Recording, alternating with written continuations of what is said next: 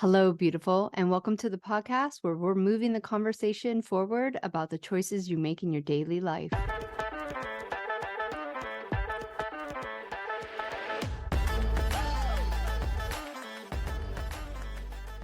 I'm your host, Monica Cox, and I'm here right alongside of you, learning, growing, observing, and trying to make better choices consciously and subconsciously. Together, we're going to become better versions of ourselves and have raw, honest, open conversations about the things that truly affect our lives. And maybe, just maybe, finally get to a place where everyone else's BS doesn't trigger us.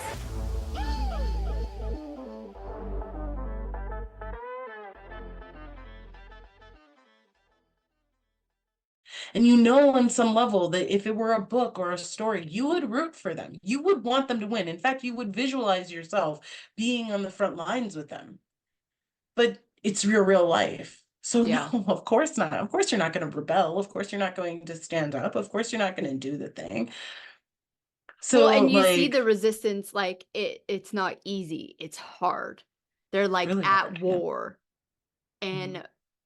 I think that's uh absolutely what happened in COVID, right? Mhm. Like most Mhm. people would not stand up, even if they didn't necessarily want it, uh, even just like wait 6 months or a year for some more trials, some more evidence, some more whatever. They're like, oh no, okay, I'll just get on with it. Make my life easy.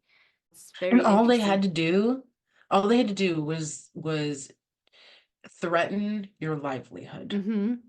That's it. Yeah. For most of us, I fell into that. Mm-hmm. And I was the one that at the same time that I was saying, Yeah, okay, like I'll be the guinea pig." Like I was saying that. I knew. I was like, I'm reading this research that is not reached research. I was like, I know this is bullshit. I know that this is definitely the government, the bad, the black cloud, the whatever, right? Making moves. And I Yeah. was like, and my employer is saying like, you can't work if you don't get the vaccine. Mm-hmm. And I was like, all right. And to like make myself like feel better in the whole thing, I was like, I'm going to tell myself the ultimate truth. The ultimate truth is I'm not willing to risk my job. I need money in this material world. I understand that this is false, that there is something wrong here, that this is not correct, that this is not real. I've read the research, I've heard the people, the stories say, I've watched the news and I know it's fake as fuck, right? Like I'm going to be incredibly honest and say that because you are threatening my livelihood, I am going to do this, even though I know it's absolutely incorrect. Mm-hmm. Mm-hmm. Now, most people couldn't be that honest. And because they couldn't, I got into a lot of arguments with people. But um that's literally all it took. Yeah. Even for Yeah. me, Yeah. Yeah. you know? It was a very interesting experiment, and like it, just brings up questions on to um what's next.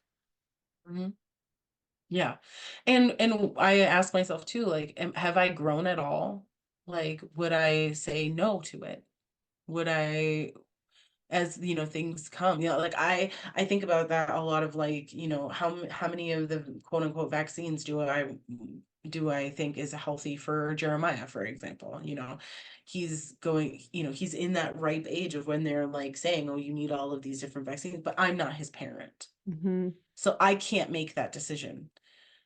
But like it still is like a thing where I'm waiting for the time when they say, you know what, it's not just the flu vaccine that you have to get in order to work in the hospital.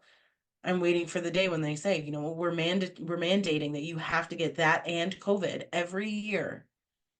And what do I do? What do I say? How do I move through? Do I, once again, my livelihood, right? Mm, Depending on when it happens. I mean, I have my own business now, so it's different. less, yeah, it's different because my Yeah. my this business didn't exist at the beginning of COVID. It didn't. So there wasn't another way. But once again, is that just an out? Is that an out, me being like, oh, I created this business, I can just like make money in my business and Is that my out?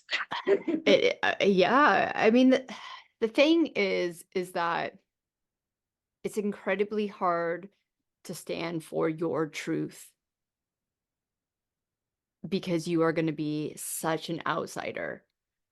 And that's like one of the natural drives, right? To be a part of the pack. Like no one wants to be the outsider.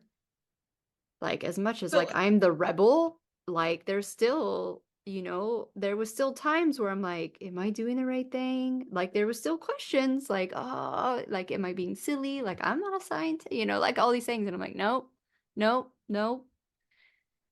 And but I after the just think fact, it's, yeah, do you like now that all the stuff has come out and like, the research has shown like we were right, you were right, bullshit, falseness, right? Nobody's hiding behind that anymore. Like we verbalize that. We're yeah. like, and just the way I just did, right? We say, but we're still gonna do it, right? Um, uh, Knowing that there were so many more people who were with you, like you weren't the loner. You're not the loner. Hmm. Like now you actually have even I more of felt like a like if I was in cultivated. Arizona or Texas, it would have been a little bit easier. Like Hawaii, I was like, You were feeling well, it. because you weren't allowed to like really communicate and stuff like that. And I wasn't seeking people to validate my opinion. Like I Mhm, wasn't. I was living my life and that's what I was gonna do. And um I was very lucky to be with a partner who we respected each other's decisions because we made different decisions. mhm, But it would have been a whole different story if we didn't agree on our children. mhm, Um, so I think that really played into being able to stand very firm in what I chose to believe at the time, right? Because it's all still mhm, choices. mhm, Um, and when it comes around again, if it ever does, um, it will make me be able to stand even firmer mhm, in it. Because I truly believe that because so my husband chose to do it without any kind of mandates, right? But mhm, then his company mandated, mhm. and I was glad that he got to choose that for himself and not pressure from, I mean, Yeah. obviously there was pressure from everywhere. Um, but then he asked me because then he's like, I don't want a booster. He's like, but what if they mandate it? I was like, I'll stand by you. We'll survive. We will Mhm. survive. Like, I don't want you to do anything for yourself. We'll get through it. And I do believe that you have to be willing for the hardships that come with those choices, though. I 100% agree. And I feel for your husband's story because I made the same choice. Like I went with the initial of them being like, you have to get it because you're in healthcare. And so I got the first one. I have not gotten a booster at all Yeah. and have no intention of getting it. Um, and I agree. I agree with you. I think that that does give me a lot of hope on for myself and for others who are kind of that same thought process of like, being able to like be in that space of okay, I already chose to go against what the them said is something I'm supposed to do. I'm supposed to get a vaccine booster every 3 months, and I'm not doing that. I'm not going to make that choice. It gives me hope that if something were to be mandated, that I would say, okay, well, what religious exemption do I need to like come up with Yeah. in Right. order to say no and Or stand in my power in that? And I know and this is it's too extreme for most people, and I get it, and there's no judgment. But literally, the amount of people who just would have just stand firm, Mhm. the whole world would have changed. The whole world would have Whole changed. democracy would have changed. The whole revolution would have changed if people Yeah. just had that level of like, okay, it might get, like we own our van clear and free. We'll go fucking live in it. Yeah. Right?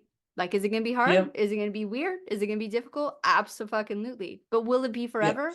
No. And No. that's what I think COVID taught me too, is like people just didn't know if it was ever going to end.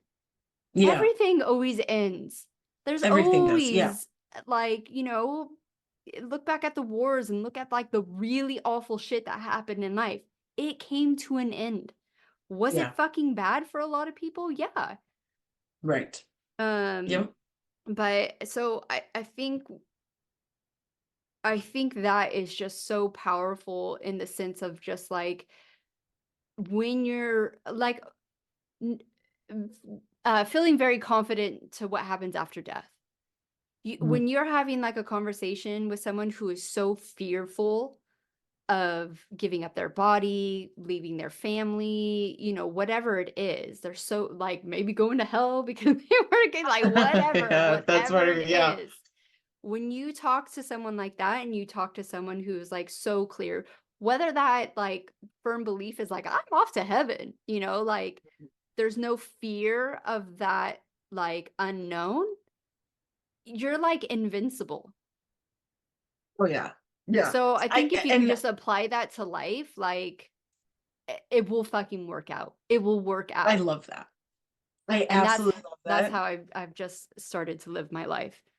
Mic drop. You Yeah. guys print it. 'Cause honestly, like that's such a good way to think about it. Because honestly, I I am that person that like I know what happens after that. I have no fear of it. It could happen today, it could happen 250 years from now. I know that it probably will happen 250 years from now. I'm totally fine. Either way. Like I'm also 35 and I'm like, don't touch me if my heart stops today. Like I Yeah. don't I don't DNR DNI. Yeah. You know.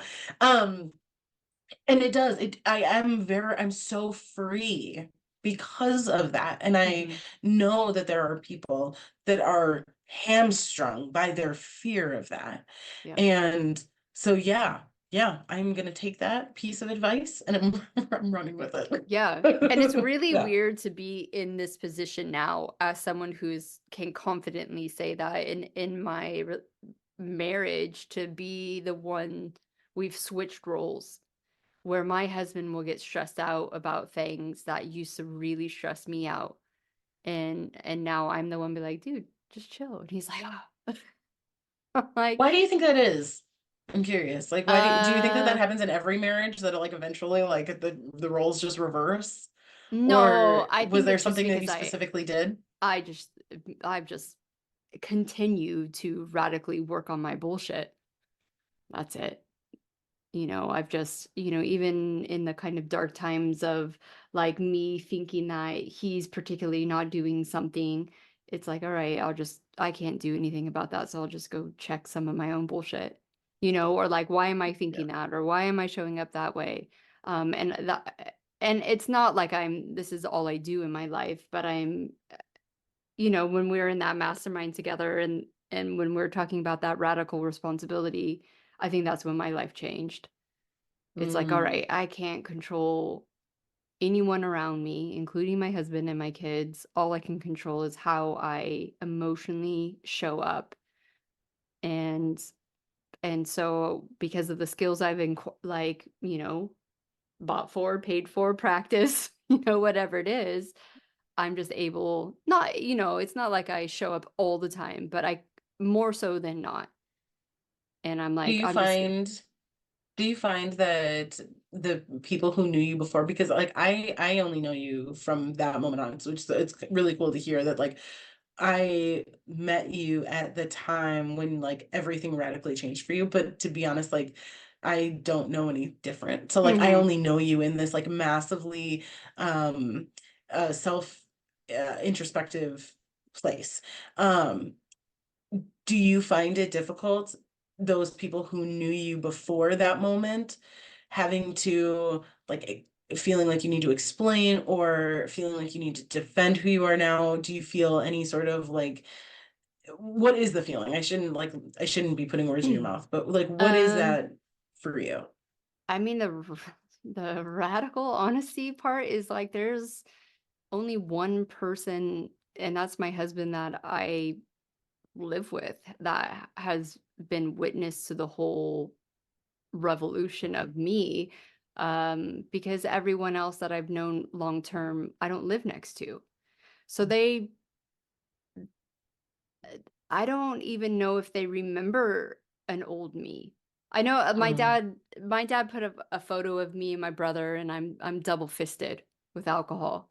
He's like, "Remember those mm, days?" I was like, "Yeah, remember those days." But the reality is I left when I was 18. And I mm, never really looked back. I went to Australia, I moved up to Mammoth, I got married, moved to the UK. We traveled mhm, every 3 years. I never kept the same friends, like I have long-term friends, but even those long-term friends, most of them don't even live in the same country as I live in.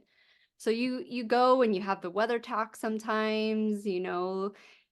It's just hard to keep those relationships up when you don't live next door. Um I think probably my mom has noticed the most change in me, but I think with time, people just maybe potentially forget who you were, unless you mm. made like a really radical negative impact on their lives, which Fair. I'm So sure what there's about people your out there, but I don't talk to them, so I don't, I don't know. right? So what about your husband then? Being that he has like been the witness of it when he comes up against something where you're like drastically different than when you guys like started dating or when you guys got married. What is Yeah, that I'm interaction like? I'm not sure because there has been some kind of comments made moving into a more spiritual aspect of everything because he's very scientific and very atheist, right? Like if Mm, you can't see it, it doesn't exist. But it mm, does make me laugh because I said, well, why don't you just like get a reading? Maybe we can connect with like he lost an uncle when he was young and all that. And he was like, oh mm. no, that gives me the heebie jeebies. I was like, but you don't even believe in it. So how does it give you the heebie jeebies?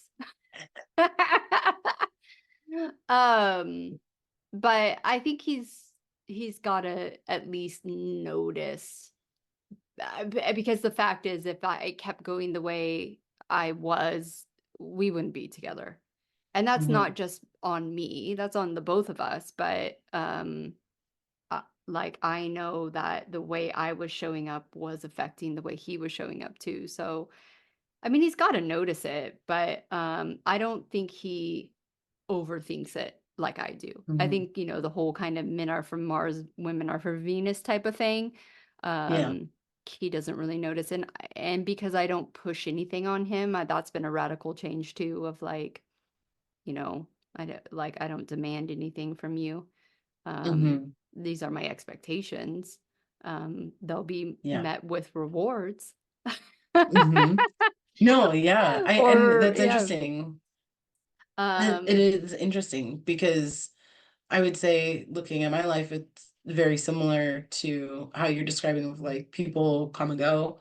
My mom is just, well, especially because she's my business partner, has been the one who's most active in my life and in my world. And so she has seen it. But I would say because she's a woman, she notices, but she also remembers. Whereas like if she was a man, she would have probably forgotten yeah, a lot of what I was like, or wouldn't have placed as much interest or value on anything that I had done when I was, quote, like the unhealed version of me, if we want to like use that air quoted term.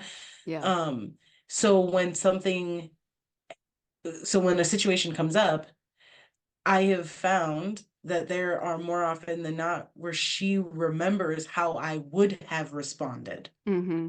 how I would have been. And so then her response is in response to the old me that I'm not even showing up as now. Yeah. And so then it's a conversation that her and I have to have of like, you're remembering this old me. I need you to come back to present and I need you to see who I am today. And I need you to now like redo what you just did. Yeah. Like, does your response stay the same or do you make a different choice? Because you're Yeah. no longer living in the past of me and you're here. And And do you, usually she changes what she yeah. would have done. And do you think she shows up that way because she's not involving herself or she's just using past memories?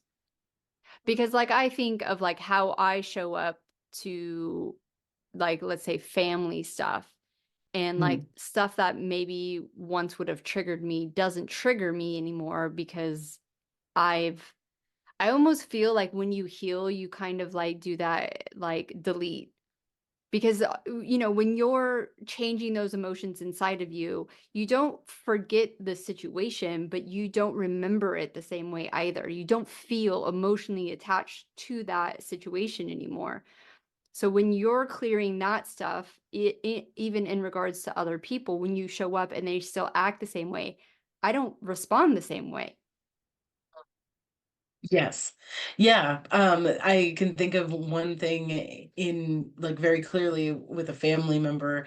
As a kid, there was something that like would happen to me. It was like if I think about it as a child, it was something that wasn't great for me. Like it wasn't a response that I was having that I would have been proud of as an adult when they bring that situation up and they're like, "Oh, do you remember when you did this?" And I know that like a lesser version of me would automatically give my power away and would feel the emotion of humiliation. Hmm. And as the healed version of me, I refuse to give you my power. So I refuse to feel humiliated about that because that happened not only so many years, but it's not even the amount of years that have passed. It's simply I'm no longer the same person.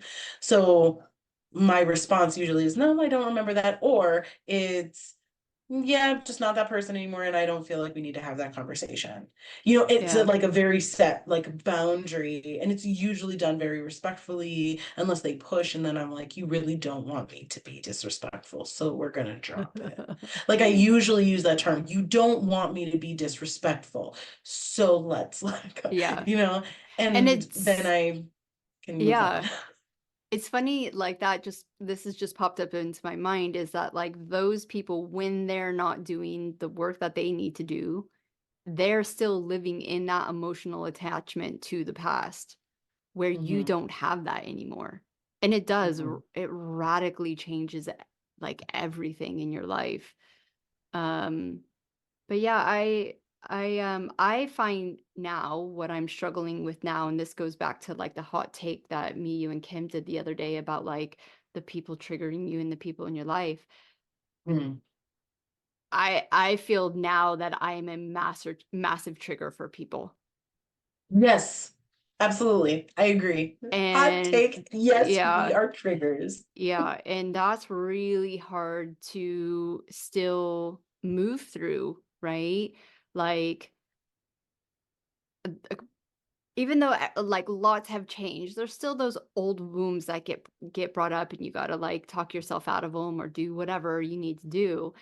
And it's just like, oh, that's so interesting to watch that person completely ignore me, have the mean girls vibe, and me have to just like be the better version of myself. And not Right. and not like it has nothing to do with them. It's just like as you're walking home and you're feeling maybe, that time where your friends left you out or like whatever it was, and you're like, fuck, didn't I work through this bullshit? Like it still does get to you, but not at a level that it would have got to me 2, 3, 5 years ago. But it's Yeah. very interesting to watch people respond that way to who I am now because I don't, rightly or wrongly, I don't really hide who I am now because Hmm. the way that I speak about life and the energy and the energetics behind things, people still just look at me. They could think I'm a witch. They can think I'm Hmm. antichrist, like whatever it is. And I find obviously it's mostly the religious people who are the most judgmental.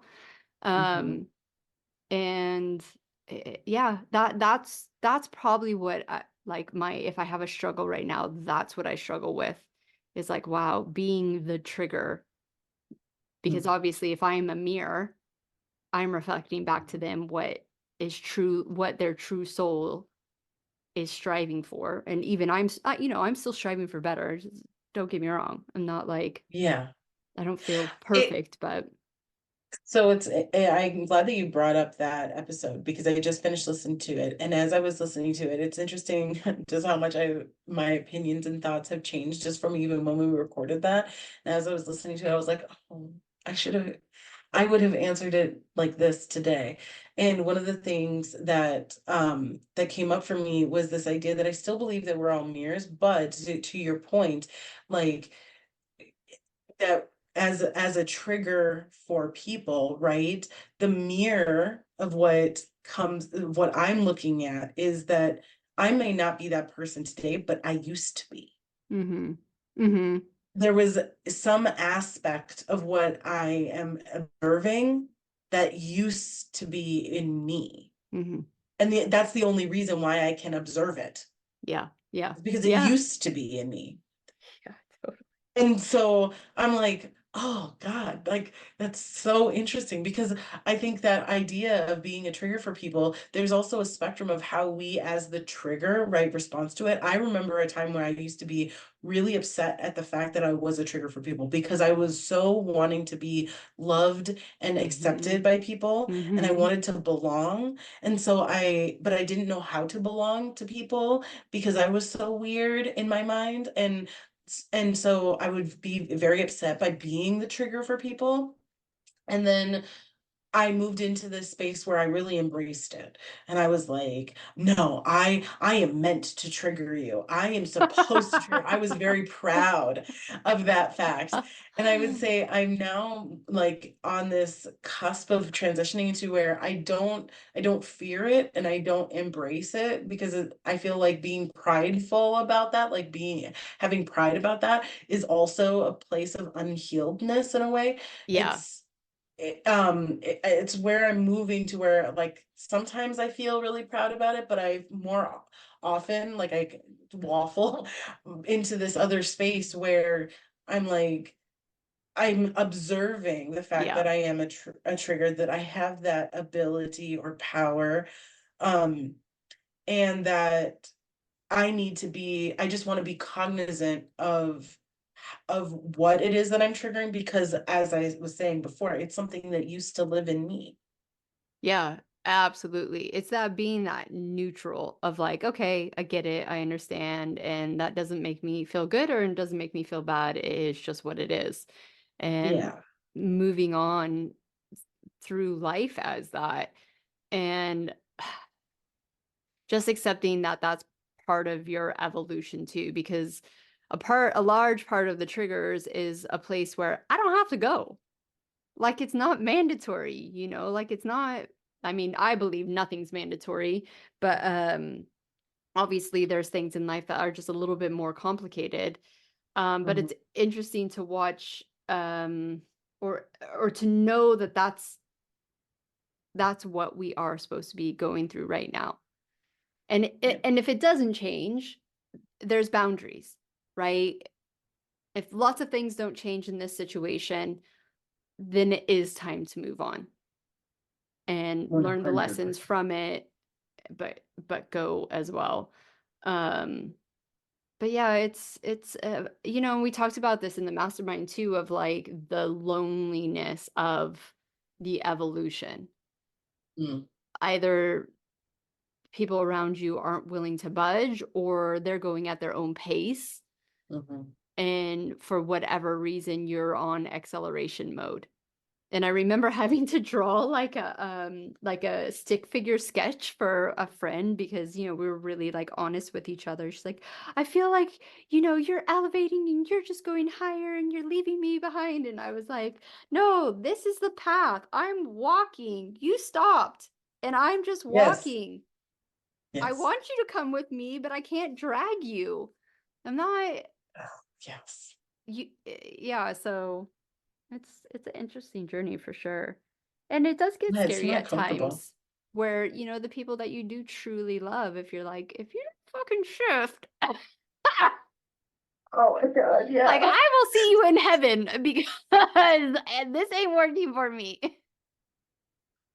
Yeah, it's an uncomfortable space to be in. And I will say it's like, this whole journey. the, you know, realizing all of the things that I've been all my life and just never had words for, to starting the business, to meeting you, to, continuing on, getting quote unquote weirder and more out there, and like learning more and healing other people, or helping other people heal, because I don't really believe that I'm the one that does that healing. But um all of it, it's been the most rewarding and the most challenging experience of my life, and it's intensely uncomfortable every single day. And I just find myself asking myself more and more, because I do realize that you and I are cultivating this space where it's rarefied air. Like, it's a rarefied air. These people that want to continue to climb up where the air is so thin, just trusting that our bodies will adapt to that thinness.